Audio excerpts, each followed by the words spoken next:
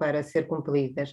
Muito Senhor bem. Engenheiro, a gravação está a ser feita para o YouTube? Está a iniciar agora, sim. Podemos Boa conferência. começar? Boa conferência. Obrigada, Senhor Engenheiro. Boa tarde a todos. Regressamos para mais um momento de partilha de conhecimentos. Este é um tema de interesse indiscutível. Um agradecimento muito especial aos colegas inscritos no Sistema de Acesso ao Direito e aos Tribunais, e bem assim a todos os outros que enriquecem o trabalho do Instituto de Acesso ao Direito. O nosso conhecimento, o conhecimento de todos, nunca é suficiente e, por essa razão, iniciativas desta ou de outra natureza são sempre necessárias e nunca suficientes, tendo em atenção o importante papel desempenhado diariamente por todos os advogados. Papel esse desempenhado com brio e dedicação extrema. Esta conferência conta mais uma vez com o importante apoio e colaboração da Associação de Direito do Algarve, Dr. António Cordeiro da Cunha, a quem agradecemos na pessoa do seu presidente, mentor e fundador, Dr. António Cordeiro da Cunha. Feitos os primeiros agradecimentos, vamos centrar a nossa atenção naquilo que verdadeiramente interessa, o tema de hoje. Falaremos sobre a promoção e proteção de crianças e jovens, tema que sabemos é sempre atual. Como orador convidado, temos o gosto de receber o Sr. Dr. Nuno Farias, Procurador da República. Em síntese, o nosso convidado, Dr. Nuno Hélder Aires Faria, tem a licenciatura em Direito, que concluiu em 1996.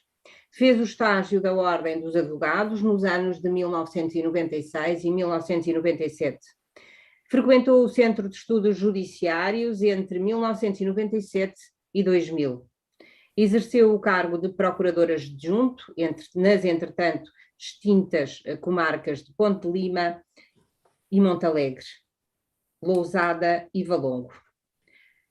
Foi promovido em setembro de 2014 a Procurador da República e colocado no Juízo de Família e Menores de Paredes, comarca do Porto. Desde agosto de 2021, exerce funções no Juízo de Trabalho da mesma comarca, sediada em Penafiel. No quadro das funções que tem exercido na área da família, participou como orador convidado em ações de formação destinadas a professores, organizadas e realizadas conjuntamente entre a DREN e a CPCJ de Felgueiras. Foi convidado no primeiro congresso da Federação da Associação de Pais de Vila Nova de Gaia, em 2016, sendo que da súmula das participações em tal evento resultou a publicação do livro Ensinar para Saber, Educar para Ser, editado e trabalhado pelo jornal O Gaiense. Participou, em 2017, em conferência subordinada ao tema Novo Paradigma da Resolução dos Conflitos Parentais. Teve intervenção no seminário Conhecer, Intervir, Proteger, no ano de 2018, organizado pela Comissão de Proteção de Crianças e Jovens de Passos de Ferreira, sobre o processo de promoção e de proteção. Foi orador convidado em 2017 na Conferência Responsabilidade das Instituições Públicas e da Família face ao consumo de substâncias ilícitas pelos jovens. É também coautor da obra Comentário à Lei da Proteção de Crianças e Jovens em Perigo, organizada pela Procuradoria-Geral Regional do Porto, edição Almedina do ano 2000. Como bem nos recordamos, teve intervenção nas 11ª Jornadas do Instituto de Acesso ao Direito da Ordem dos Advogados, que aconteceu no passado dia 6 de novembro, em Matosinhos, 6 de novembro de 2021. Esta é uma síntese, obviamente, da nota biográfica do nosso convidado. A palavra será concedida ao orador por um período aproximado de 30 minutos, Após, iniciaremos o nosso debate. O debate será hoje moderado pelo Sr. Dr. Jorge Afonso, vice-presidente do Instituto de Acesso ao Direito. Terão intervenção no debate os advogados previamente inscritos. Desde já agradeço aos colegas que tenham intenção de intervir no debate, que coloquem as suas questões através do bate-papo do Zoom ou que sinalizem essa vontade levantando uma mãozinha, que é uma ferramenta desta plataforma. As questões podem também ser colocadas via YouTube. Estaremos atentos em todas as plataformas. Antes de mais, passo a palavra ao Sr. Dr. Jorge Afonso. Olá, boa tarde, ilustres colegas. Uma palavra apenas para vos dizer que o IAD tem procurado atingir determinadas matérias com estas ações de formação. No caso concreto, só para sublinhar, quem faz acesso ao direito conhece bem esta realidade. São milhares as crianças e os jovens que é necessário o sistema e o país acolher e enquadrar. Nessa medida, todos conhecemos os famosos processos de promoção e proteção.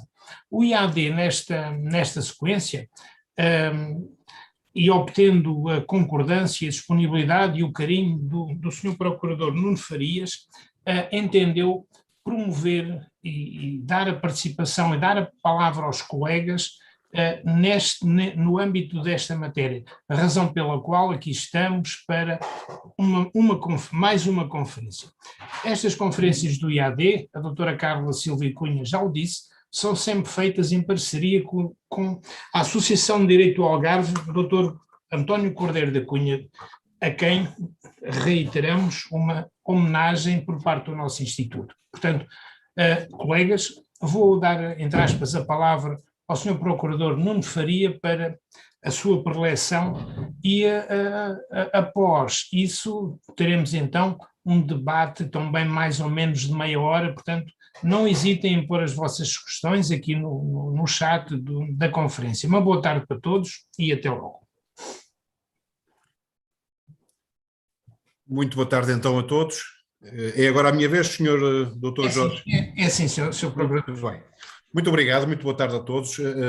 Eu agradeço muito a simpatia do convite que me foi dirigido, agradeço à Ordem dos Advogados e sobretudo ao Instituto de Acesso ao Direito, o Sr. Dr. Jorge Afonso, a Sra. Doutora Carla Silva Cunha, e como há pouquinho eu comentava, porventura ainda antes de todos os senhores doutores estarem ligados,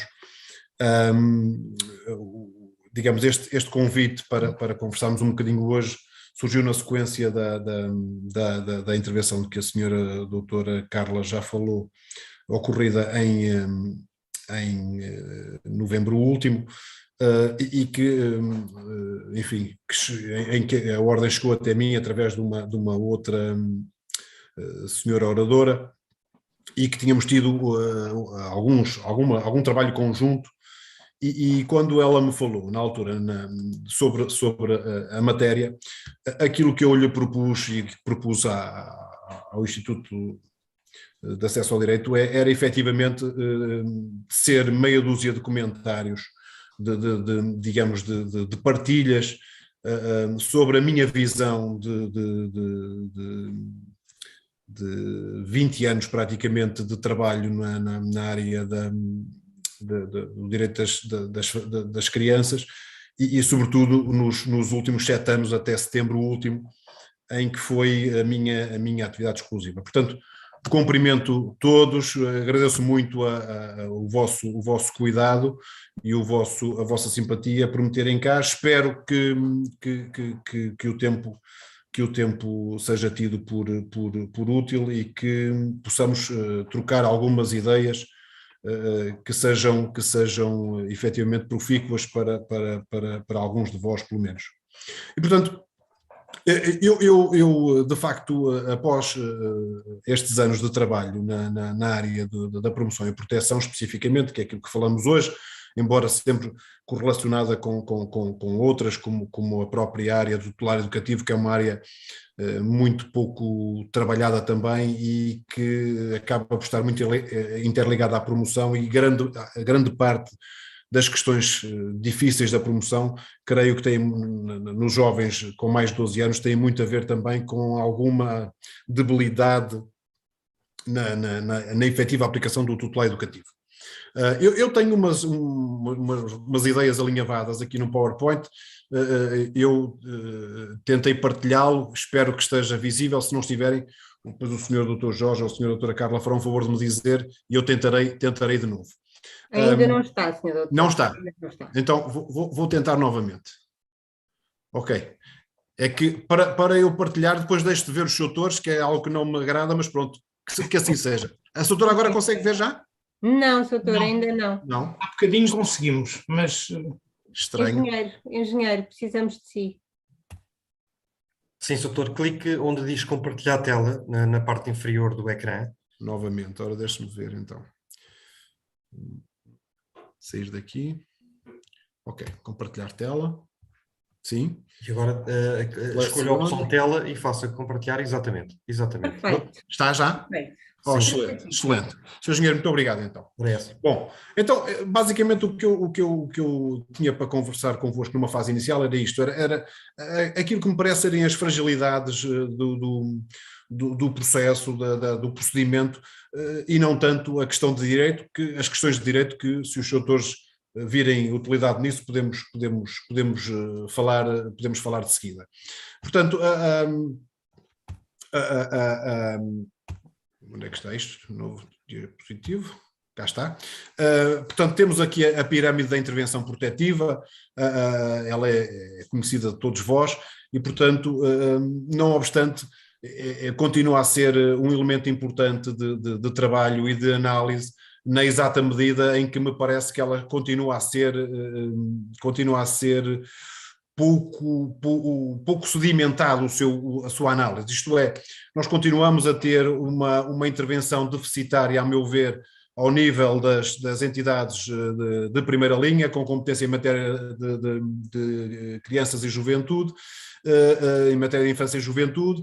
Isso faz com que as CPCJs abranjam toda a matéria, toda a problemática de situações de perigo denunciadas, porque elas não são triadas numa fase inicial, na própria intervenção social inicial, e depois isso vai também fazer com que a própria CPCJ se desprenda por falta de capacidade de resposta de muitos processos que sobem ao topo da pirâmide e aos tribunais, sem que, porventura, se houvesse mais capacidade de intervenção, isso fosse necessário.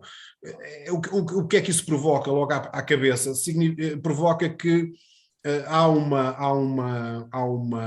excesso de intervenção institucional por parte do tribunal junto das famílias, que é exatamente algo que se procurou evitar com o modelo que foi construído, em que pretendia que na sua base alargada, na sua base inicial, na sua base de intervenção da sociedade, stricto sensu, grande parte dos problemas fossem solucionados e depois haveria uma triagem de dificuldade nos patamares subsequentes da pirâmide, de modo a que o tribunal tivesse a sua intervenção na fase judicial do processo, digamos assim, limitada às situações mais complexas. Isso não acontece e essa é uma das maiores dificuldades. Eu nestes temas que trago para aqui para conversarmos, e vou-me tentar abstrair tanto quanto me parece possível, há um ou outro aspecto em que não será possível, da questão que todos nós conhecemos, que é debatida todos os dias, que é a questão dos meios humanos, dos meios materiais. Essa parte, digamos assim, está mais ou menos dada por adquirida e eu, portanto, dava essa de barato e colocava a questão noutras vertentes. E onde é que me parece que depois, ao nível da intervenção concreta, as dificuldades se sucedem? Há esta intervenção pouco ativa das entidades de primeira linha. E depois há também creio que saberão os doutores melhor do que eu, a criação das comissões de proteção teve na sua base um princípio de intervenção societária que era fundamental, ou seja, havia uma ideia inicial de que se vamos intervir na intimidade das famílias, ou se podemos ter que intervir na privacidade das famílias, e essa intervenção não é uma intervenção institucional, não é uma intervenção de um órgão jurisdicional, essa intervenção, para ser minimamente acolhida e para ser percebida pelas pessoas, pelas famílias, ela tem que ter na sua base, na sua matriz, um cariz social, ou seja, as pessoas que fazem essa intervenção junto das famílias têm que ser pessoas da própria comunidade, pessoas que as famílias reconheçam não como invasores da sua privacidade, mas como vizinhos, como professores, como assistentes sociais, a quem reconheçam, digamos, o mérito profissional, mas também, digamos, a legitimidade substantiva da sua intervenção. Ora, nós temos assistido nos últimos anos a um desinvestimento, a meu ver, temos assistido a um desinvestimento nessas células essenciais que são as CPCJs, e isso depois traz-nos várias dificuldades, a começar, como eu coloquei no ponto número 2, a uma menor ligação efetiva à sociedade civil, que vos tentei transmitir anteriormente, e também às instituições, sobretudo às escolas. Ora, nós sabemos que as escolas são instituições fundamentais para a intervenção protetiva poder funcionar. Não só porque são ou deverão ser um repositório fundamental das queixas e das dificuldades que os miúdos evidenciam, quer junto de colegas, quer junto de psicólogos, quer junto de professores, que depois podem disputar ou devem disputar a intervenção protetiva, quer mesmo porque uma parte significativa dos problemas da proteção tem também a ver com a própria integração escolar, com o próprio desinvestimento escolar das crianças, cujas famílias muitas vezes não conseguem reverter. Há também uma menor relevância dada pelo próprio Estado Central, pelos ministérios, na sua participação nessas instituições, nas CPCJs. E este facto depois arrasta as próprias instituições, de particular de seguridade social, que o Estado quis, e muito bem, digamos, amarrar a este projeto, mas que, neste tempo de dificuldades económicas que vamos vivenciando, e para o nosso país essas dificuldades são quase perenes, leva a que essas instituições também, não vendo, digamos, que o Estado, digamos, invista essencialmente nessas instituições, eles próprios assumem uma posição de algum desinvestimento.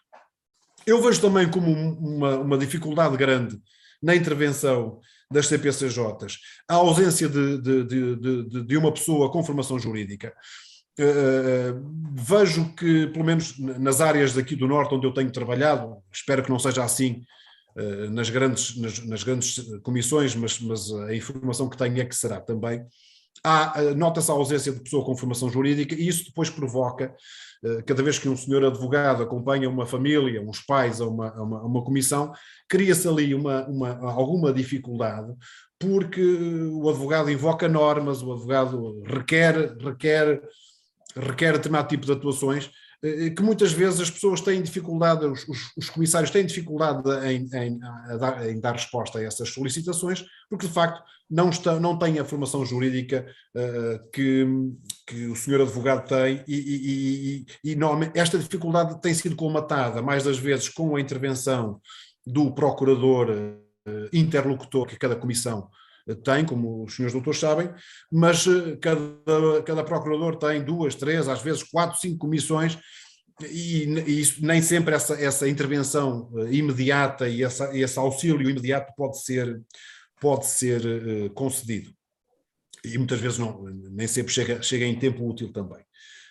Depois há outra questão que entronca naquilo que eu venho falando e que também me parece fundamental e que há pouco aludi, que é a falta de representatividade da sociedade civil na CPCJ retira-lhe alguma parte do caráter legitimador que esteve na gênese do seu desenho.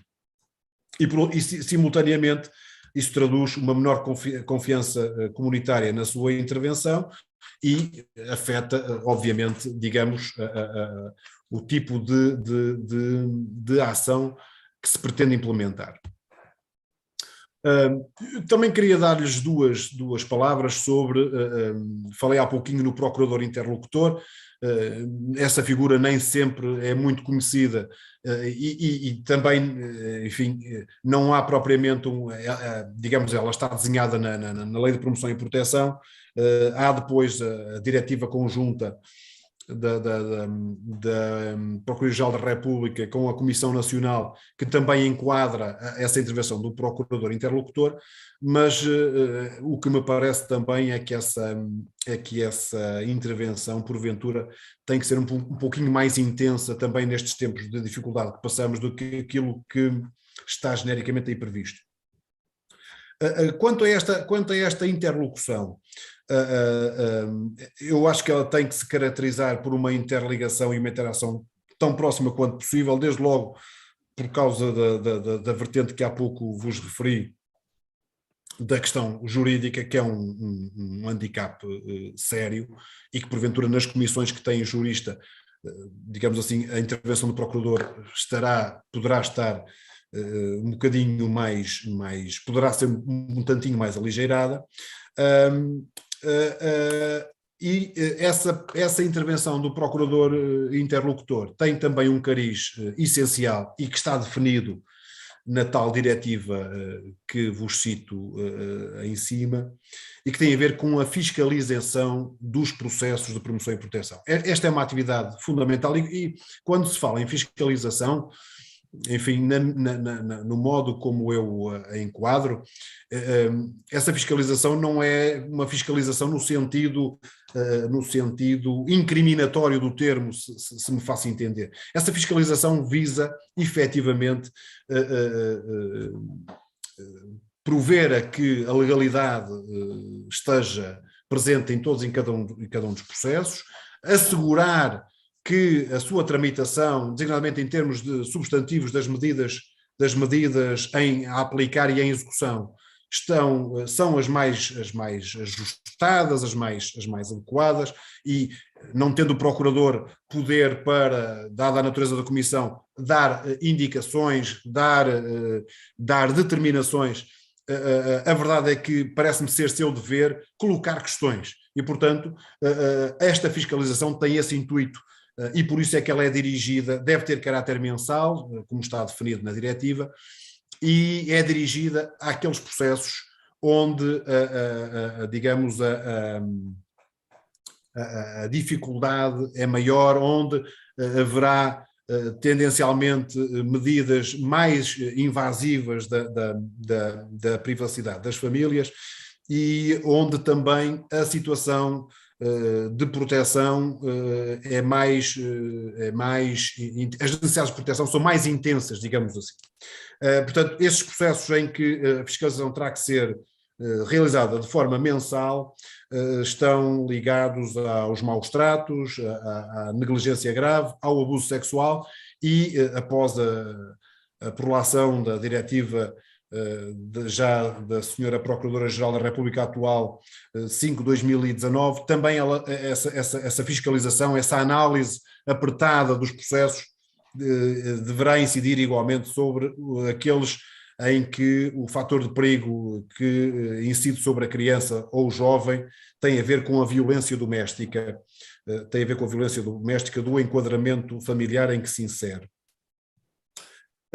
Ao procurador está também atribuída a incumbência de participar nas reuniões da Comissão de Proteção na sua vertente alargada, Os senhores sabem bem que a comissão desdobra-se, digamos assim, em duas vertentes.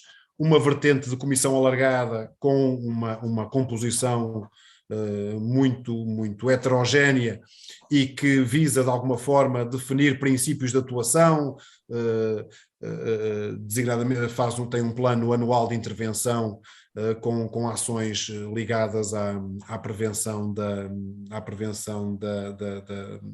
dos maus tratos, por exemplo, do abuso sexual, tem muitas vezes também intervenção junto dos estabelecimentos escolares, de forma a falar nestas problemáticas e na sua prevenção, e o procurador está obrigado, por determinação legal, a estar presente pelo menos numa destas reuniões anuais, embora, enfim, digamos, a ideia é que essa intervenção pudesse alargar-se pelo menos a 2 reuniões anuais, designadamente a reunião de projeção do ano, digamos, da preparação das atividades que se vão desenrolar ao longo do ano subsequente, e depois aquela que tem em vista apurar, digamos assim, o que foi realizado ou o que não foi realizado e por que motivos. Eu queria-vos também dar 2 notas, e agradeço que, se porventura me estiver a estender, e já vejo que sim, já vejo que vamos com quase meia hora, portanto vou aligerar aqui um bocadinho as minhas ideias.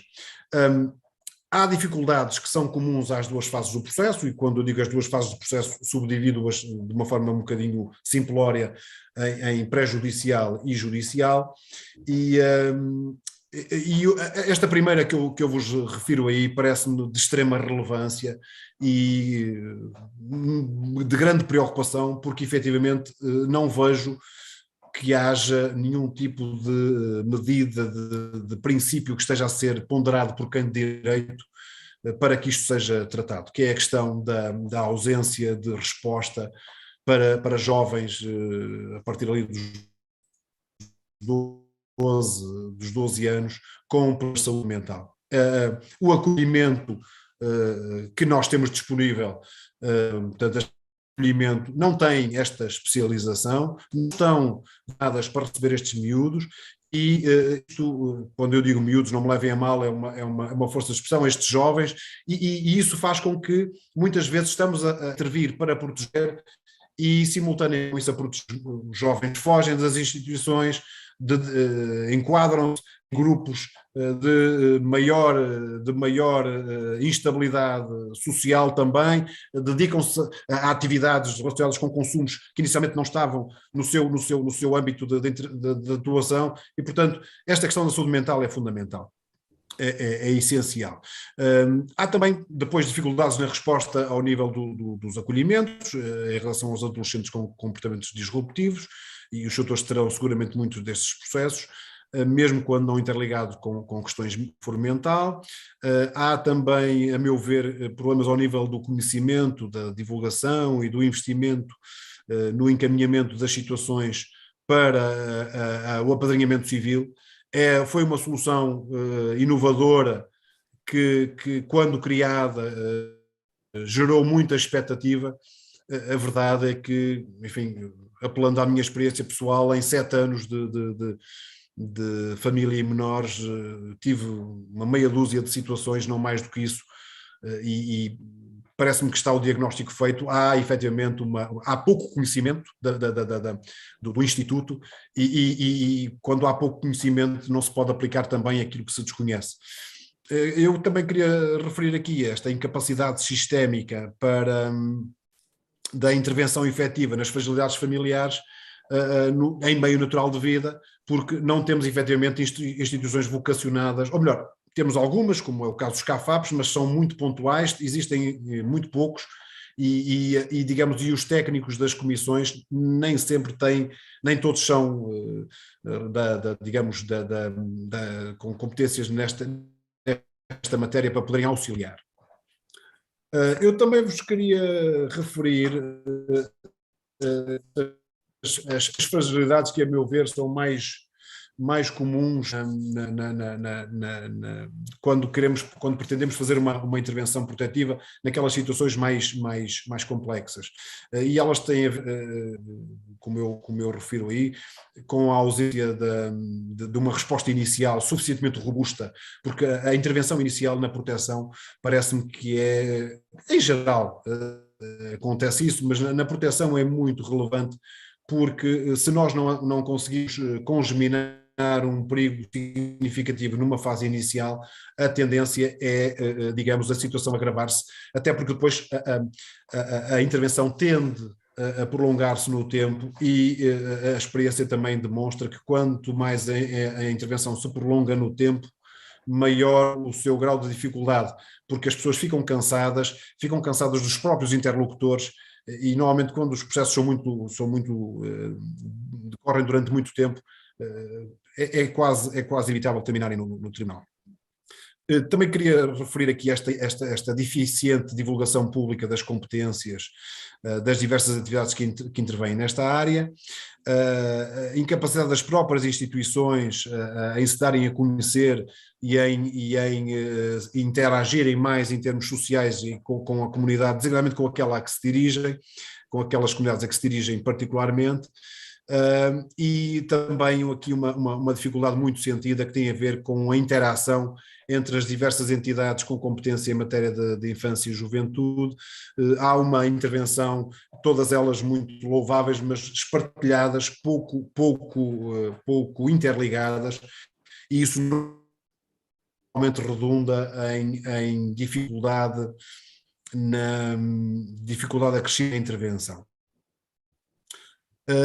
Como há pouquinho, como vos falei inicialmente, parece-me que também uma das dificuldades que nos causa grande limitação na intervenção é efetivamente a questão do tutelar educativo e designadamente ao nível das instituições escolares. Há aqui uma espécie de círculo vicioso que para nós que estamos do lado de fora é pouco compreensível, mas que porventura terá alguma compreensão para quem está dentro do sistema, que tem a ver com isto, designadamente ao nível das escolas, a sinalização de problemas comportamentais dos jovens que pudessem dar lugar a tutelar educativo não é realizada, porque isso, pelos vistos, será visto em termos da tutela, passa a redundância, em termos da tutela dos estabelecimentos escolares como algo incómodo e que pode prejudicar até aquilo que agora está tão em voga dizer-se, que é os famosos rankings.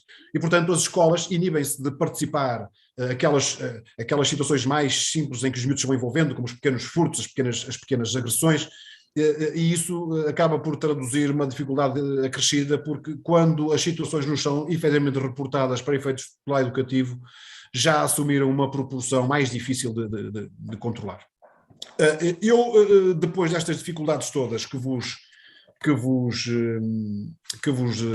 referi, queria dar-vos uma nota de otimismo, e que é de verdadeiro otimismo, porque é assim que eu encaro as coisas, que tem a ver com o facto de, apesar destas dificuldades todas, o sistema tendencialmente funciona, tem condições para funcionar.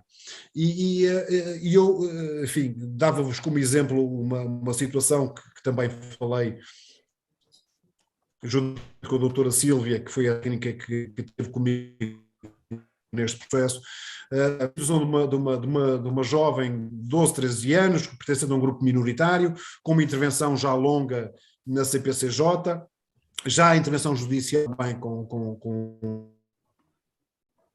algum tempo, e que estava com a medida de apoio junto de outros familiares. Aparentemente a situação estava estabilizada e não havia conhecimento nem escolares, nem em termos da intervenção que era feita, quer no tutelar educativo, na promoção, razão para alterar a situação.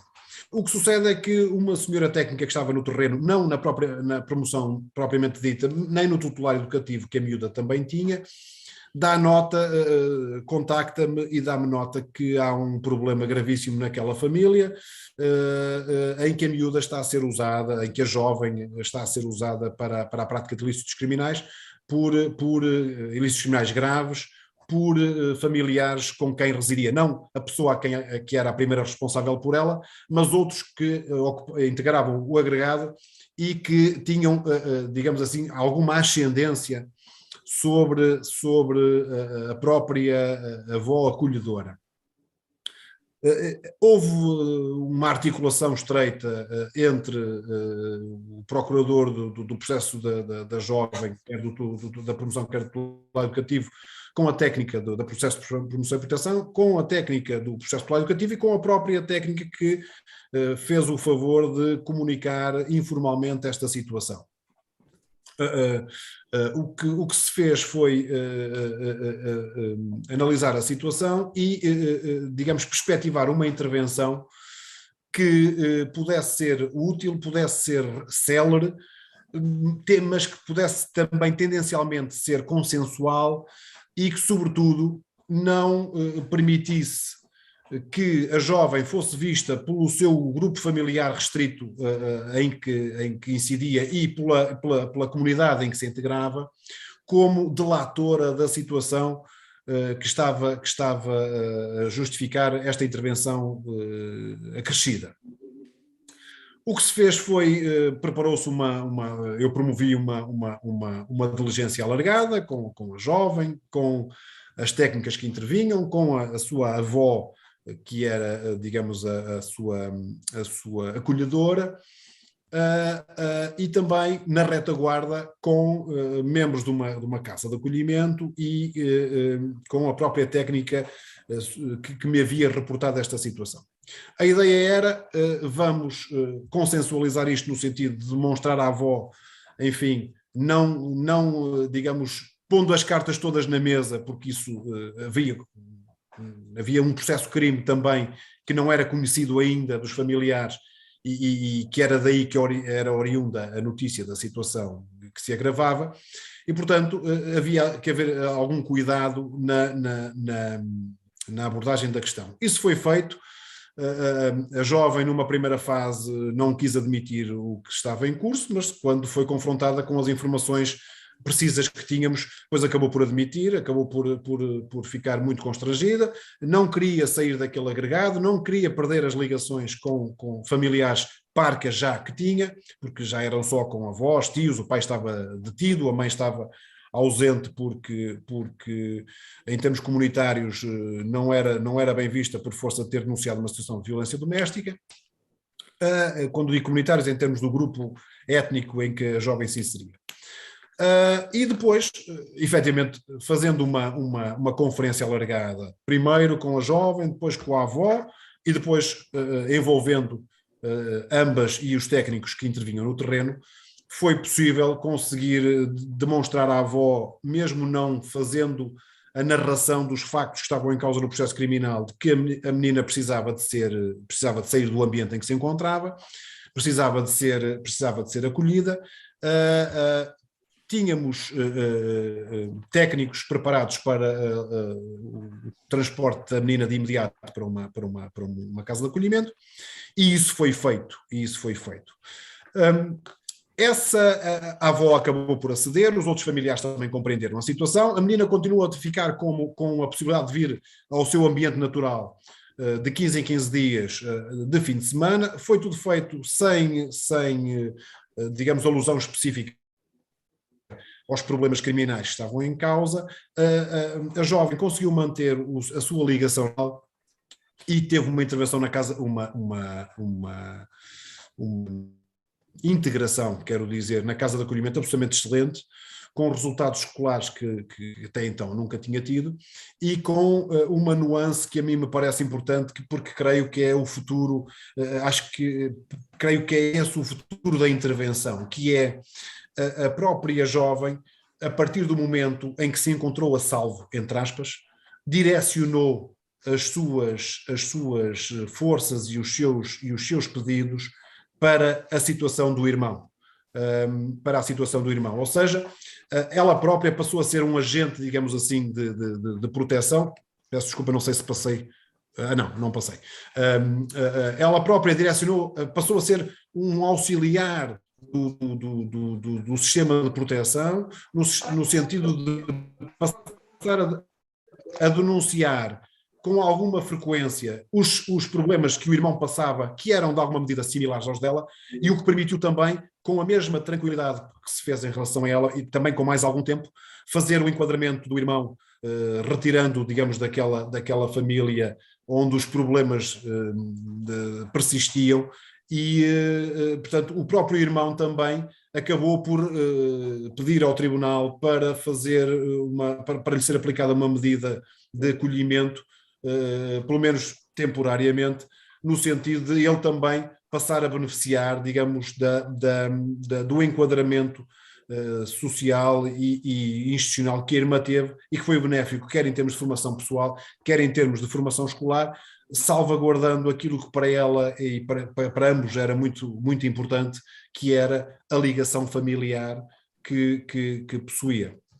Portanto, eu queria terminar com esta nota de otimismo, mais uma vez agradecendo o convite e a atenção que tiveram, a amabilidade de me dispensar, e como tinha dito no início, o meu enfoque,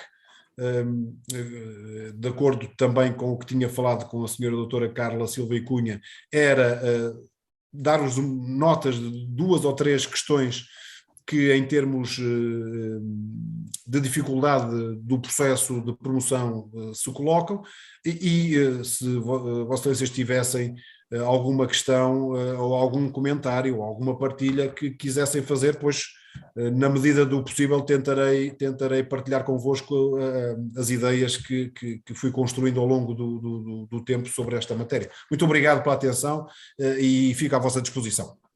Ok. Muito obrigada, Sr. Doutor, muito obrigada por esta exposição que aqui nos deixou. Eu noto e realço o humanismo no exercício das suas funções, que se percebe à distância.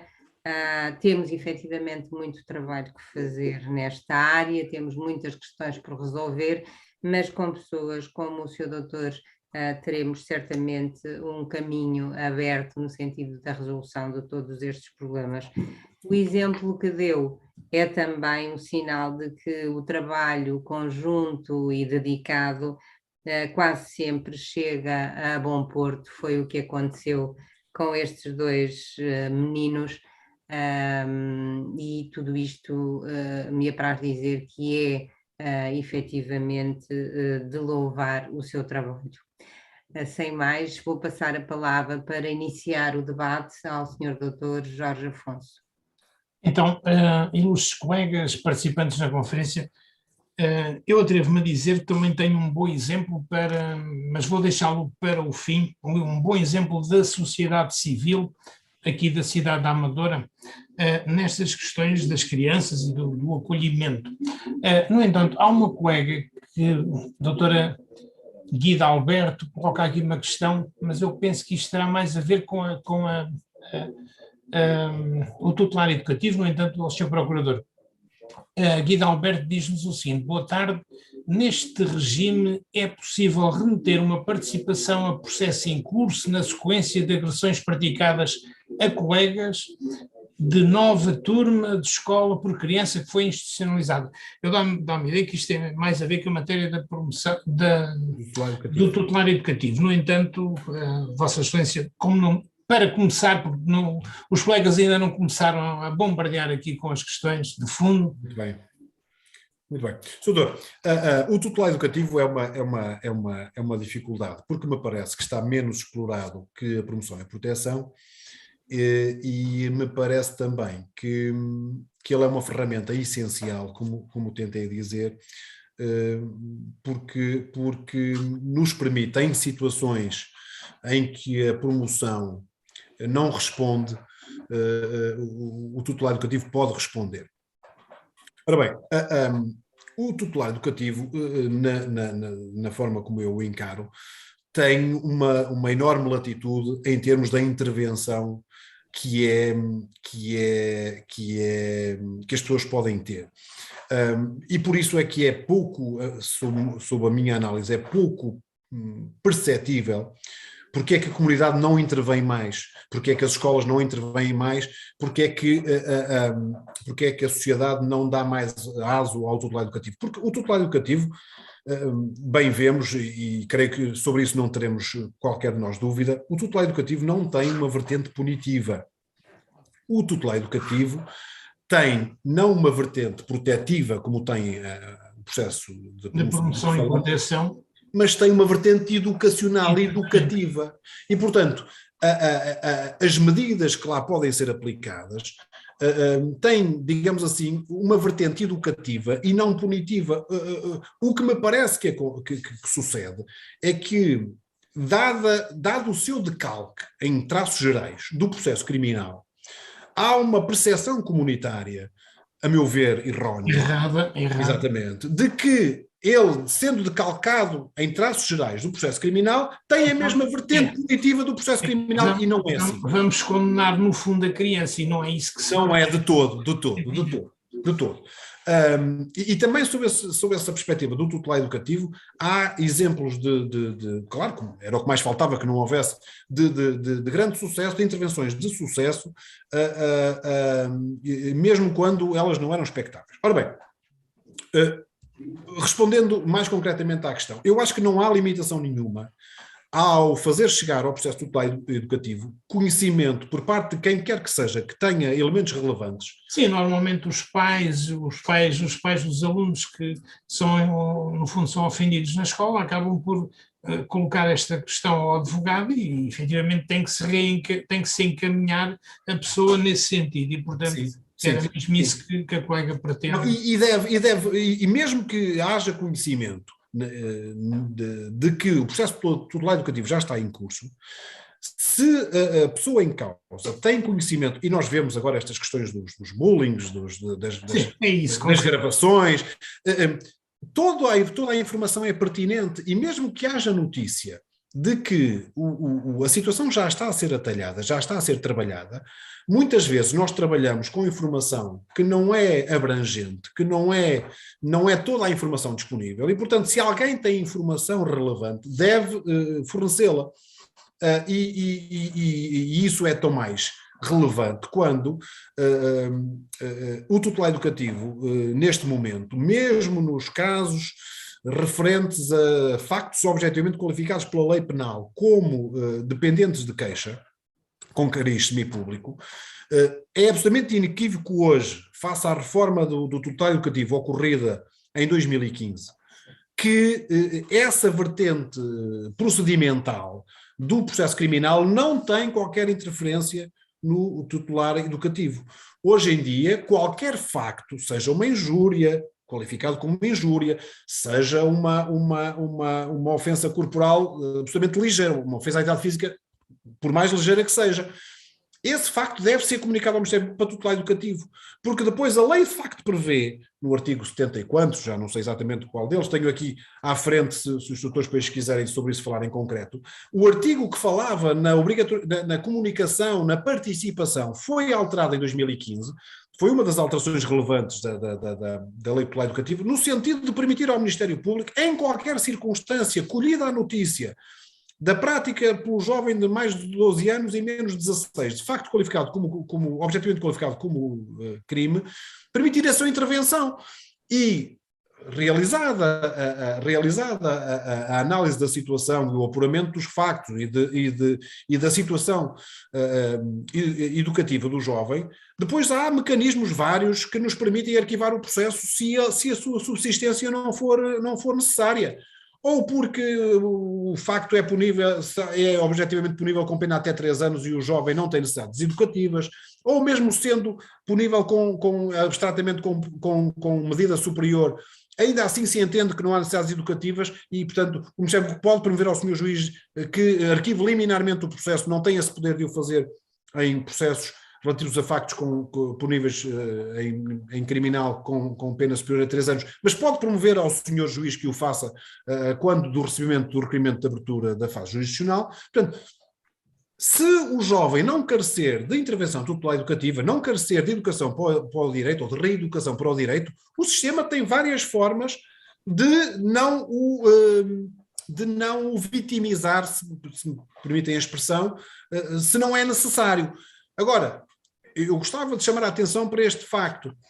90% dos tutelares educativos ou mais não podem desenrolar-se sem ocorrer uma análise do enquadramento educativo do jovem a realizar pela Direção-Geral de Reinserção e Serviços Prisionais.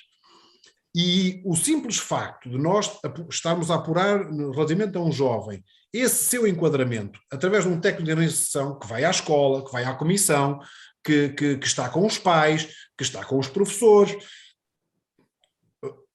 ou se não está, deve estar, mas a experiência diz-me que efetivamente estão, nós ficamos com uma análise da vida daquele jovem que nos é muito benéfica para perceber há aqui um problema ao nível da percepção do enquadramento do jovem no seu ambiente comunitário.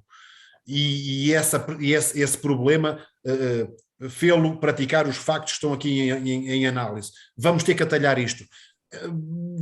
Podemos fazê-lo com uma suspensão do processo mediante o cumprimento de determinadas regras, podemos fazê-lo mediante uma prestação de tarefas comunitárias. Quer dizer, nós temos uma panóplia enorme de medidas de que podemos lançar mão, pouco invasivas, pouco relevantes, quando são essas que são necessárias, mas que nos permitem fazer a triagem da comportamental daquele jovem e da sua inserção,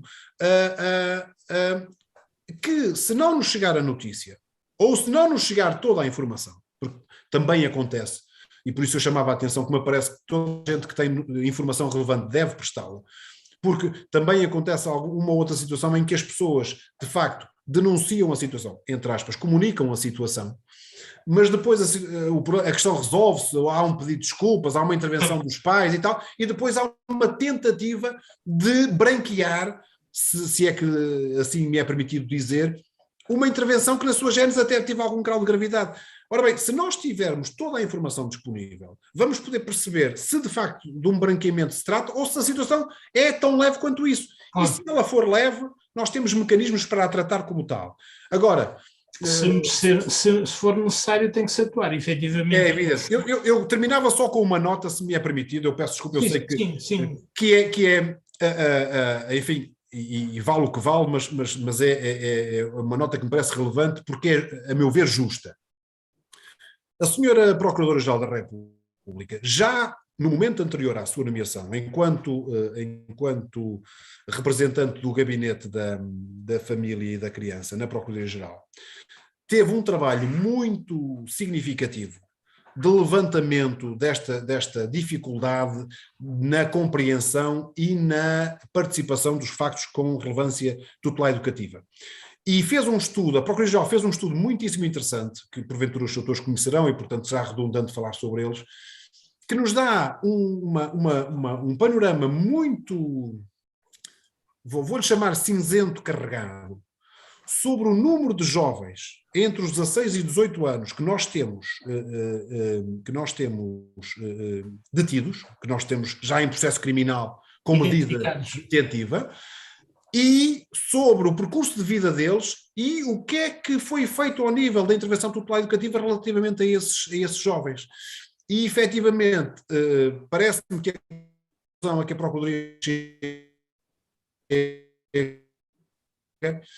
é que há uma maior relevância social, e eu disto não tiro fora os textos e o Ministério Público e todo.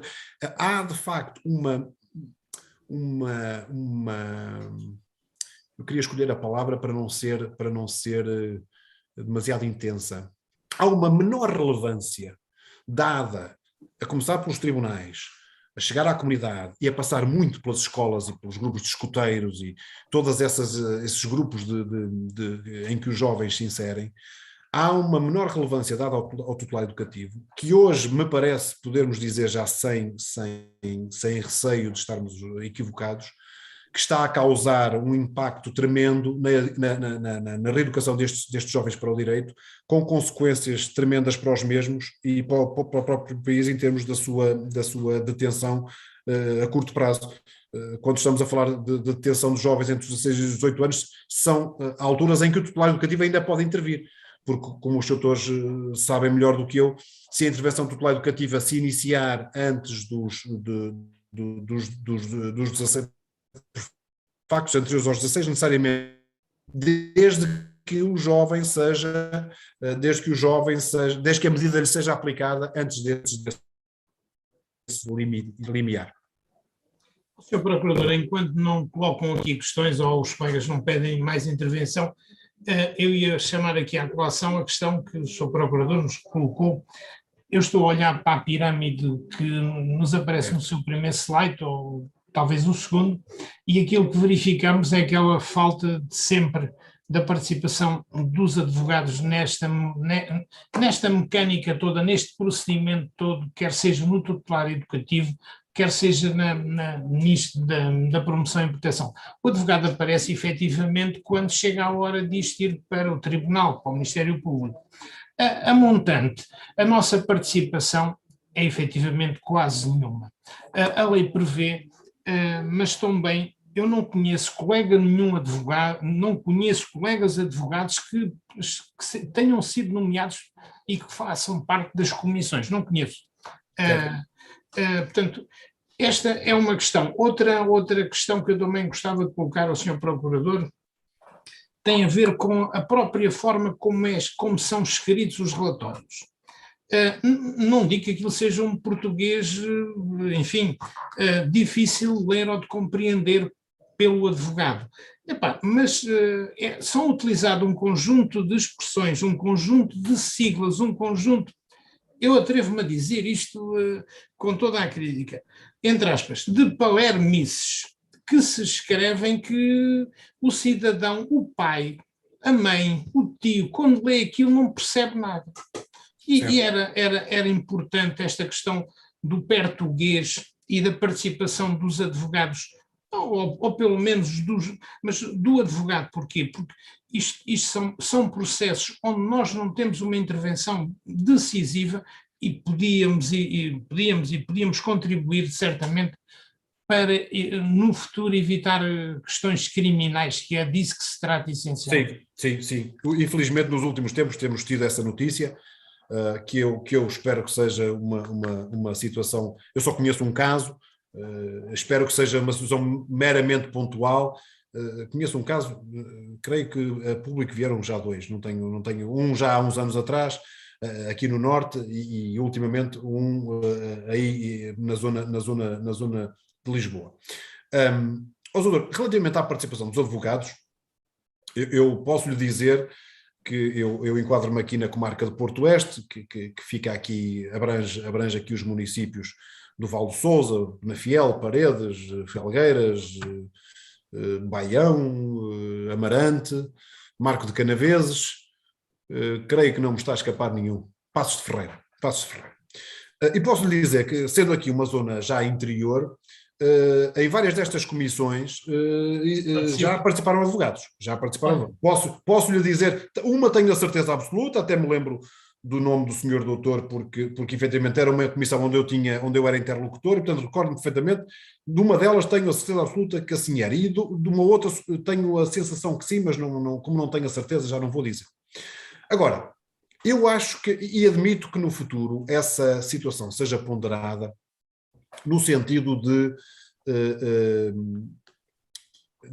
se transformar não numa faculdade, mas numa obrigatoriedade.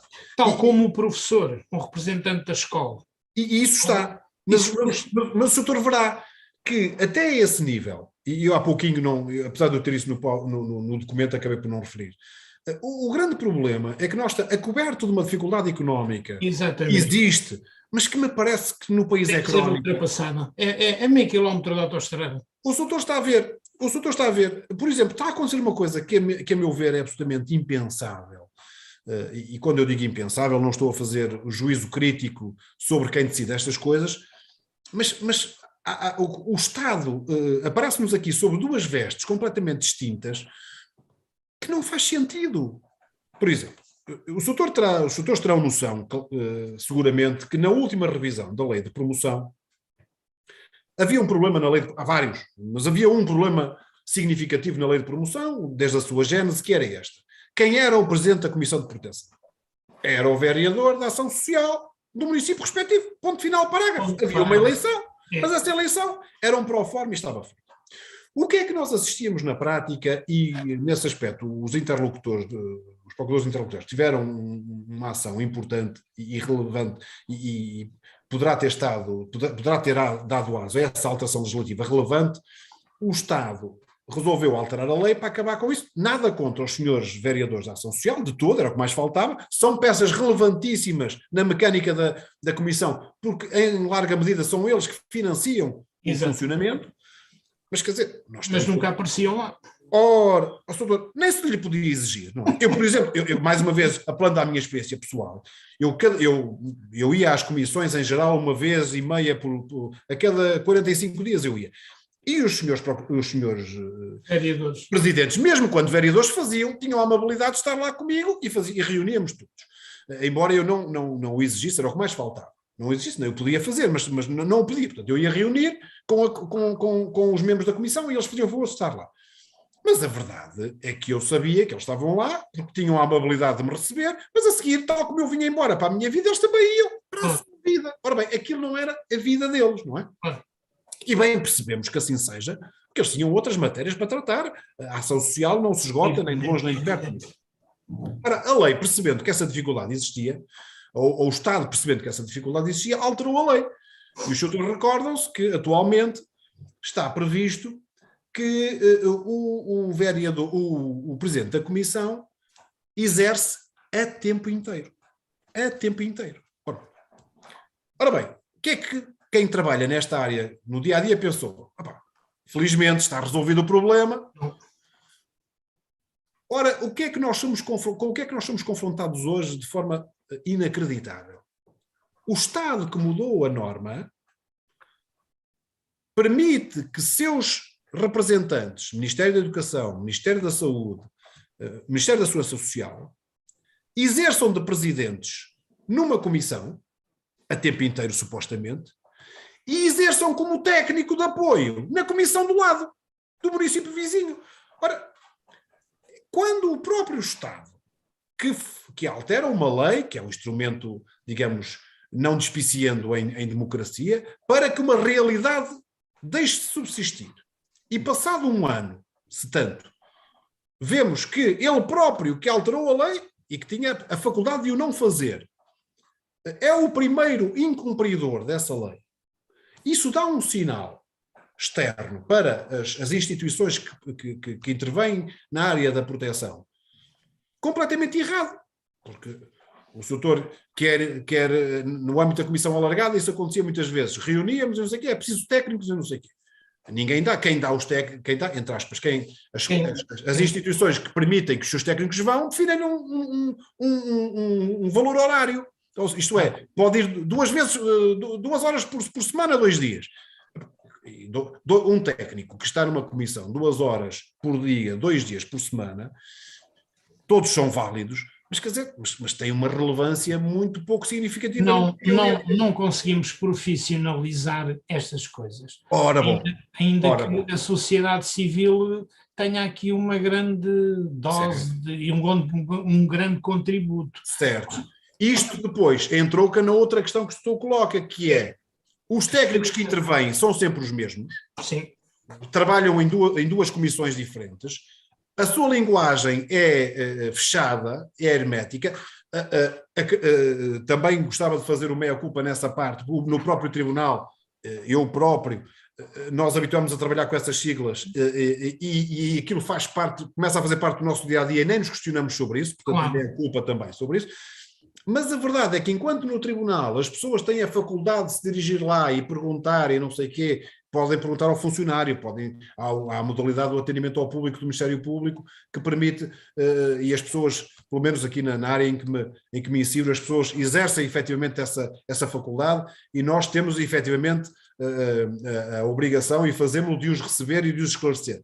Muitas vezes na comissão isso é mais difícil porque, digamos, aquilo é uma instituição mais fechada no sentido de que não há uma regra, digamos, específica sobre quando é que pode ir, quando é que não pode ir, quem é que o vai receber, quem é que o vai explicar, o que é que lhe pode ser explicado, e isso, lá está, isso não cria aquela confiança comunitária que permitiria que a sua intervenção fosse considerada mais fiável, logo fosse recebida com maior entusiasmo e é vista não como uma intervenção, mais uma vez, valorizadora, mas muitas vezes é vista como uma intervenção excessiva na privacidade das pessoas que só a suportam porque não querem que o processo vá para tribunal, porque entendem que o processo para tribunal é mais difícil. E também aí, mais uma vez, a existência do advogado poderia facilitar esta comunicação e esta informação, porque as pessoas têm essa faculdade de que o processo vá para tribunal e isso não representa nada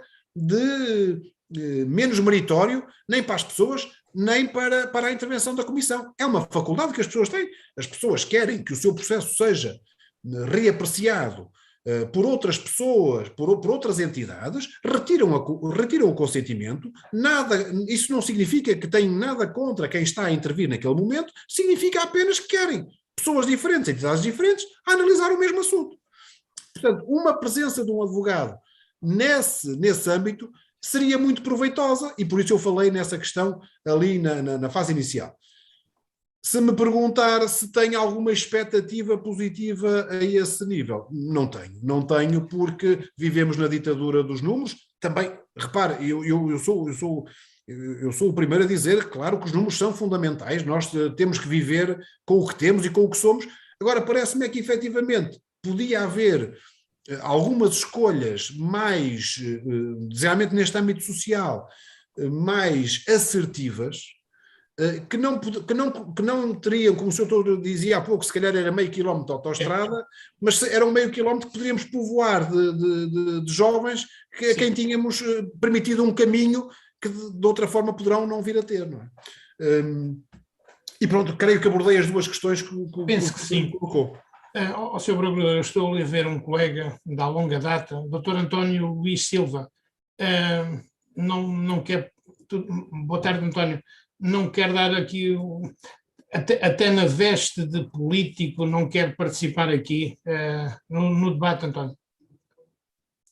Essa veste política é uma veste que eu já despi há muitos anos. Sim, mas eu conheço as tuas intervenções, ou permitam-me dizer isto. Eu guardei para o final da conferência aquilo bom que vocês, quando estiveste na Câmara da Amadora, conseguiram com a Quinta de Santo António, aquele centro de acolhimento, independentemente das políticas. Penso que houve um consenso alargado de quem estava na gestão da autarquia para se abrir, ainda que tenha sido a Filarmónica a suportar aquilo.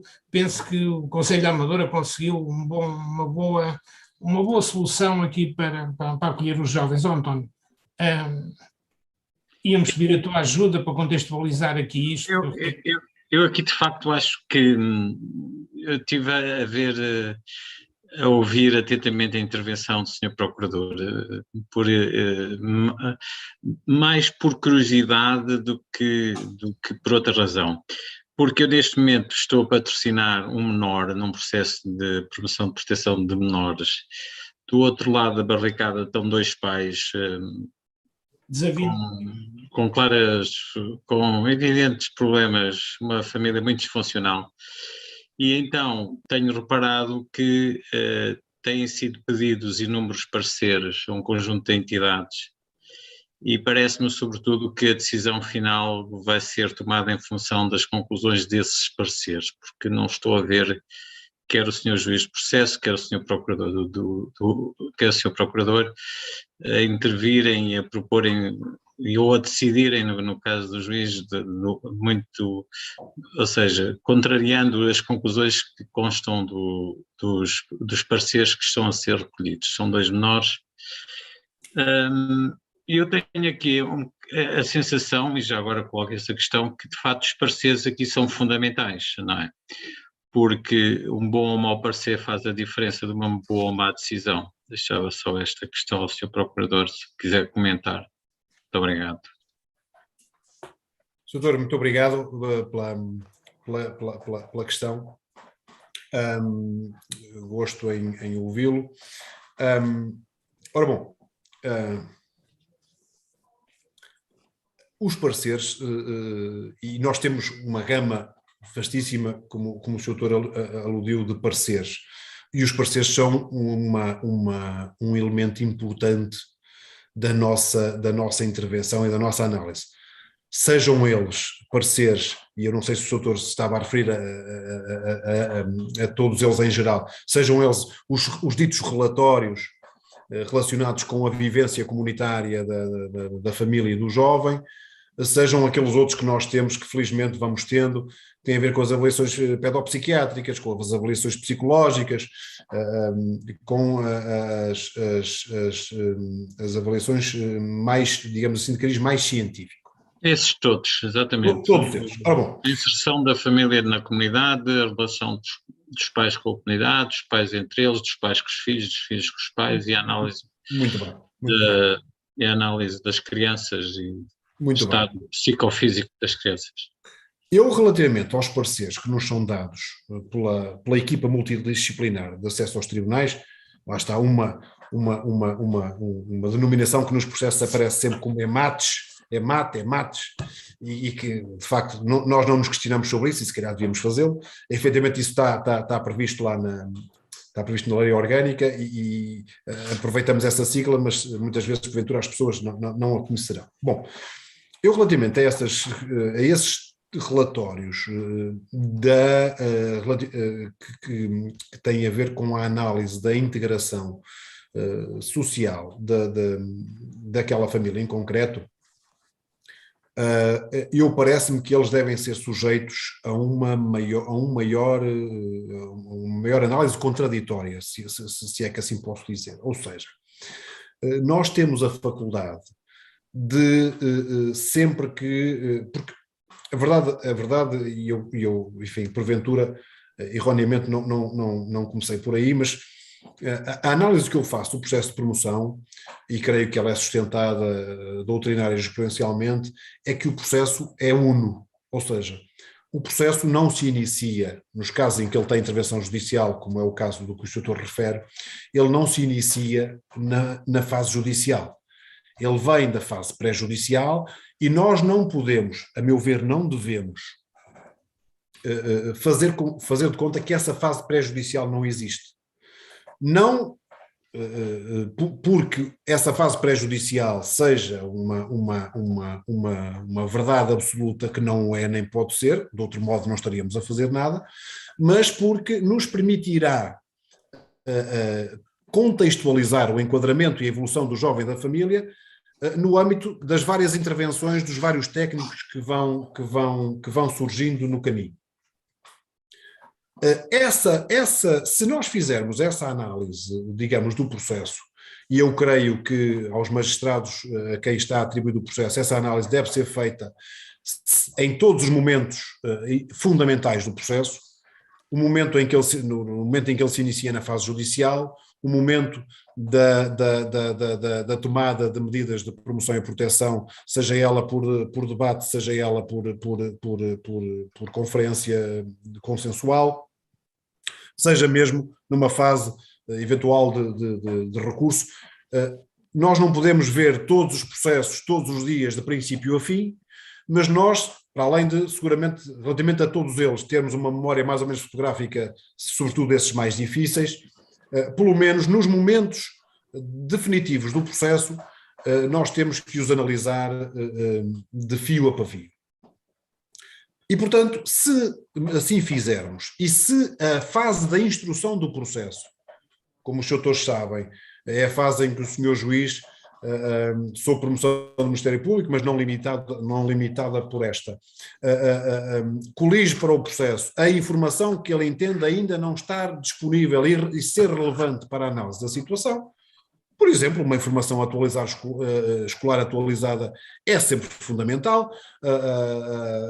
Por exemplo, uma percepção atualizada do enquadramento, por exemplo, até criminal dos progenitores, parece-me que é sempre relevante fazer nos momentos definitórios de decisão do processo.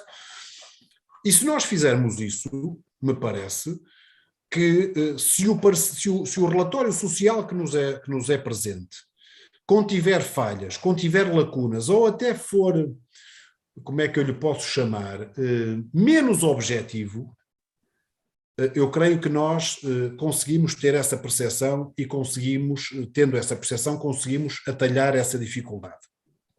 Sendo certo que, como é bom de ver, e os doutores melhor do que eu sabem, esses como uma senhora juíza que trabalhou comigo dizia, os olhos dos técnicos são os nossos olhos no enquadramento familiar e social destas pessoas, mas depois nós conseguimos analisar, face a todo o histórico do processo, e até com as audições das pessoas que nós temos que fazer presencialmente, podemos perceber até que ponto aquelas características, aqueles factos, aquelas circunstâncias que são lá aduzidas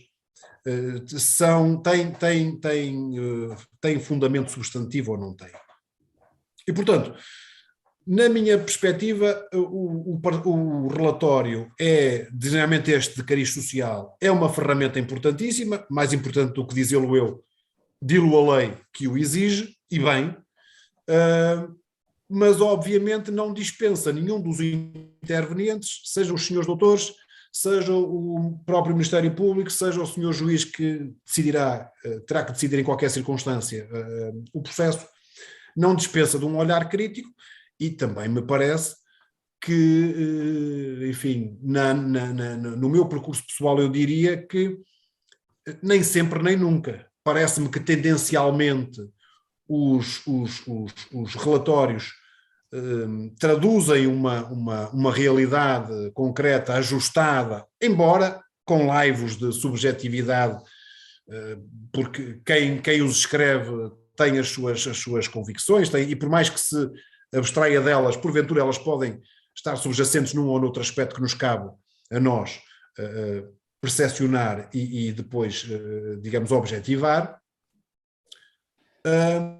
São elementos importantíssimos, não me parece que possam constituir, sem mais, e por via de regra, por menos de regra sistemática, uma posição do Tribunal. Isto é, na minha análise, não me parece que, se analisarmos o trabalho de um senhor juiz, de um senhor procurador, possa ser possível que em 90% ou 95% dos casos haja uma coincidência analítica sobre a realidade que a cada um deles cumpre conhecer.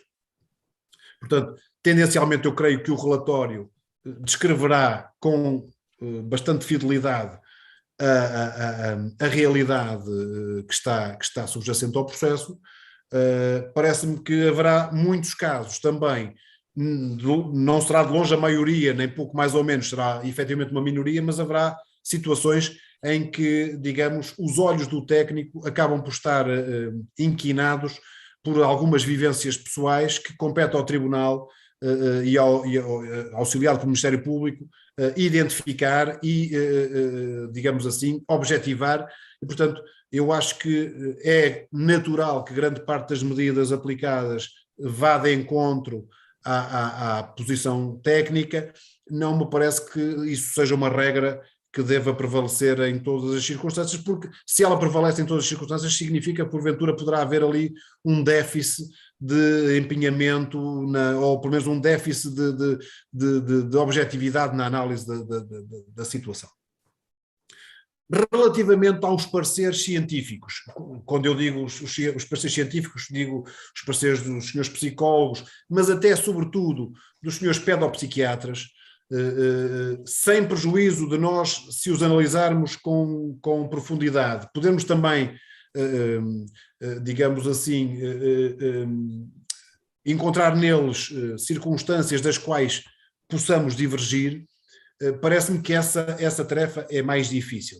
Não obstante, também me parece que isso não será em si mesmo um problema, porque me parece que estes pareceres científicos são auxiliares da decisão, seguramente, mas não, até pelo seu âmbito restrito, não podem conter em si todo o âmbito da decisão.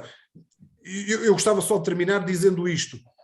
Como os senhores sabem, o processo de promoção, se for caso de aplicar medidas, termina termina, isto é, a primeira fase, a fase instrutória do processo, termina com a aplicação de medida, seja ela por via consensual, seja ela por via do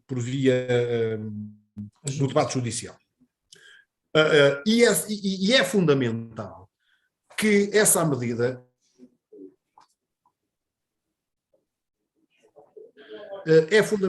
essas medidas sejam concretas e estruturadas.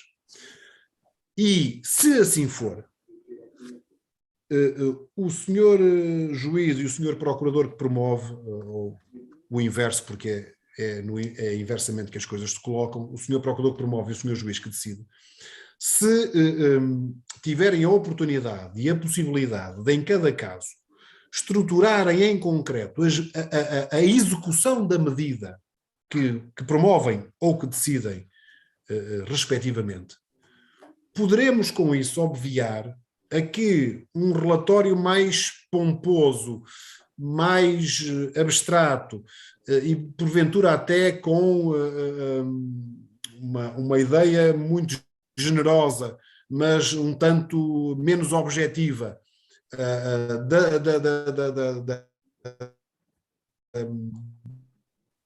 do jovem, circunstância concreta, pormenorizadas, com uma execução definida, como é o que nos impõe o acordo de promoção e proteção e necessariamente como tem que ser a decisão judicial, no caso dela ser necessária debate judicial, nós conseguiremos, na minha análise, e obviamente respeitando sempre a opinião diversa, como não podia deixar de ser, nós conseguimos mitigar, e eu não quero ir além desta palavra, acho que conseguimos mitigar, seja o impacto menos positivo de um relatório social mais, uma avaliação diagnóstica, como a lei lhe chama, mais abstrato e conclusivo, e bem assim podemos, digamos assim, diluir substancialmente os efeitos de um relatório pericial científico, eventualmente muito centrado no jovem e nas suas próprias verbalizações, e menos enquadrado nos factos objetivos que temos no processo. Eu penso que isso poderá ser assim. Se não for assim, como o senhor doutor António Luís Silva dizia, parecer-me-á que temos uma dificuldade, porque se a decisão do processo de promoção estivesse umbilicalmente ligada, seja a relatórios sociais, seja a pareceres científicos de cariz psicológico ou pedopsiquiátrico, enfim, independentemente da avalia que eles têm e do peso processual que eles têm, designadamente estes últimos, de alguma forma estaríamos aqui a enviesar um bocadinho a função do tribunal. Claro, é evidente que sim. É evidente que sim. Carlos Silva e Cunha, não sei como é que estamos de tempo, nós aqui no chat não temos mais perguntas, não sei se algum colega ainda quer formular alguma questão ao Sr. Procurador.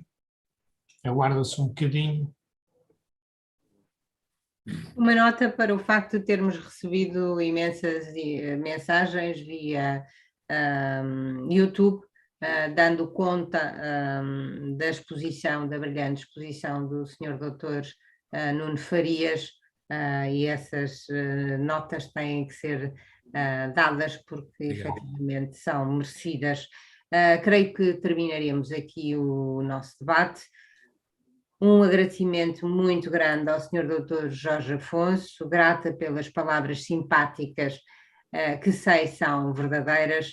A Associação de Direito do Algarve, Dr. António Cordeiro da Cunha, agradece a referência e continuará a trabalhar em parceria com o Instituto de Acesso ao Direito. Muito obrigada, Sr. Dr. Nuno Farias, por ter feito o gosto, por nos ter dado o gosto de estar presente connosco, novamente a ouvi-lo.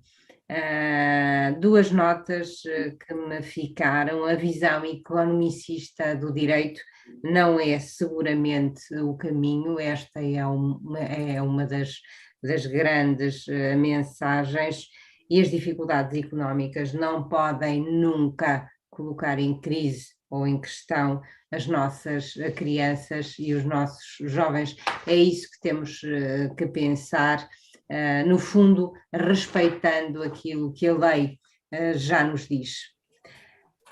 Agora vamos terminar, mas antes temos necessariamente que agradecer aos colegas que online estiveram connosco e aos técnicos da Ordem dos Advogados, absolutamente imprescindíveis na realização de todos estes momentos de partilha de conhecimentos. Como sempre destaco, e porque devemos destacar quem trabalha, os senhores doutores, as senhoras doutoras Ana Calvo e Sandra Coelho e os senhores engenheiros Carlos Paiva e Luís Ferreira. Uma nota também para a colaboração prestada por todos os membros do Instituto de Acesso ao Direito, aqui representados pelo seu presidente, Dr. Silva Cordeiro. Quero também dizer-lhes que continuaremos o nosso ciclo de conferências. Temos o ciclo de conferências já agendado até dezembro de 2022 e voltaremos já em março, no dia 23, às 18 horas. Aí receberemos o Sr. Dr. Carlos Rodrigues, Procurador da República, no Gabinete de Família, da Criança e do Jovem da Procuradoria-Geral da República. Falaremos nesta altura e com este orador sobre a intervenção tutelar educativa, o direito dos jovens à educação para o direito, um tema absolutamente a não perder, que vem na linha desta nossa preocupação com as crianças e jovens do nosso país. Dizer-lhes também que em abril teremos a oportunidade de ouvir o Sr. Dr. Rogério Alves, tudo a não perder. Quero também dizer-lhes que continuaremos todo este ciclo porque entendemos que o conhecimento nunca é suficiente. Relembro ainda que todas as conferências organizadas pelo Instituto do Acesso ao Direito estão disponíveis no portal da Ordem dos Advogados, podendo ser também visionadas no canal YouTube da Ordem dos Advogados e bem assim da nossa página de Facebook, à qual pedimos que acedam, se entenderem, até para acompanharem estas nossas atividades. Agradeço mais uma vez a presença de todos, voltaremos a ver-nos em breve, continuação agora já de uma boa noite. Boa noite a todos. Olá, tudo bem?